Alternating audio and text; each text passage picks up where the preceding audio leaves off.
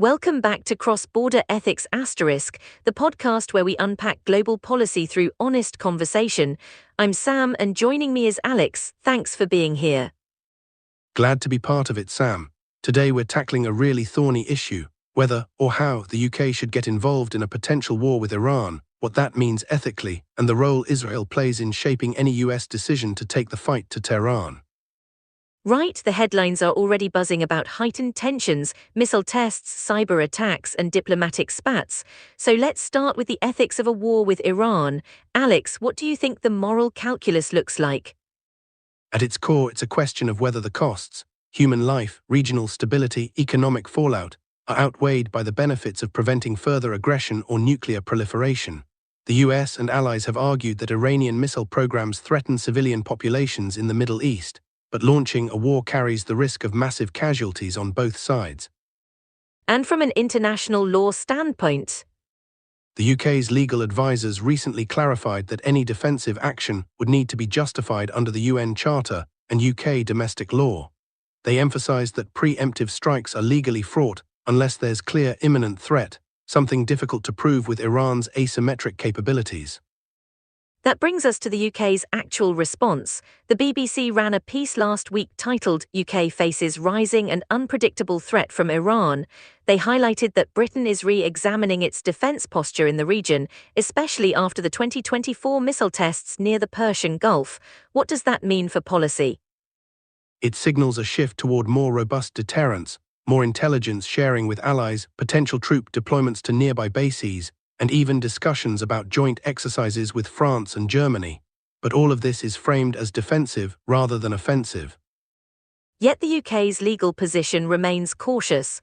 A government brief noted that defensive action could be taken if Iran launched a real attack on UK interests, say a cyber strike against London or an attempt to hijack shipping lanes. Exactly. The key ethical question is whether the UK should act proactively, even without direct provocation. Proactive involvement might deter future aggression, but also risks escalating tensions and violating norms of sovereignty. Switching gears to Israel, there's a lot of talk that Israel's political leadership has considerable sway over US policy toward Iran. The Foreign Affairs article, How War Between Iran and Israel Could Escalate and Drag in the United States, notes that Israeli intelligence feeds are often used by Washington. Israel's influence is twofold. First, they're a regional power with strategic interests in containing Iranian influence. Second, their military capabilities, especially missile defense systems like Iron Dome, are a bargaining chip. The US relies on Israeli expertise for real-time data on Iranian missile trajectories. That creates a feedback loop. If Israel pushes hard, the US might feel pressured to match that stance, even if it conflicts with other diplomatic goals.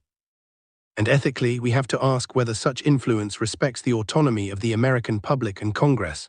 The Asterisk Journal of Defense studies article Dilemmas of Defense. The US role in the Iran-Israel conflict points out that Israeli lobbying can skew policy away from a multilateral approach. So the UK is watching closely too, because any US Israeli action could spill over into European theaters, think supply chain disruptions or refugee flows. That's why Britain has called for a multilateral solution. The UK government brief said that engagement through UN Security Council resolutions and diplomatic channels would be preferable to unilateral strikes. They're also looking at the possibility of leading an international coalition to impose economic sanctions, which is arguably less ethically fraught than military intervention. Let's talk about power dynamics. How much sway does Israel actually hold in US decision-making? The Jerusalem Post Asterisk article, Inside the High-Stakes Debate That Stopped Israel from Attacking Iran, shows that Israeli officials were willing to risk a broader war but ultimately stepped back when they realized the US was reluctant. That's an important nuance. Israel has influence, but it's not absolute. The US still weighs strategic considerations like its commitments in Europe, NATO obligations, and domestic politics. Still, Israeli intelligence reports can be a decisive factor if the US perceives an imminent threat. So ethically, we're looking at a triad: individual lives lost in war, national sovereignty, and global stability. The UK's role appears to be more about deterrence and diplomatic engagement rather than direct combat, whereas Israel's influence on the US can tip the scales toward military action.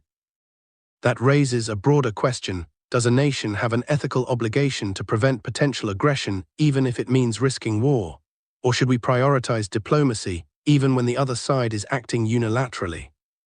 And from a British perspective, there's also the principle of responsible leadership. The UK has historically championed multilateralism. Engaging in a conflict without broader support could undermine that reputation. Meanwhile, Israel's strategic imperative to protect its citizens from missile attacks gives it a different moral framework, protecting against an existential threat that can justify more aggressive posturing. In any case, the ethical landscape is complex. The UK may find itself balancing between supporting allies and maintaining its own legal and moral standards, and Israel's influence on US policy could either help prevent escalation by advocating for restraint or push the US toward a hardline stance that risks war.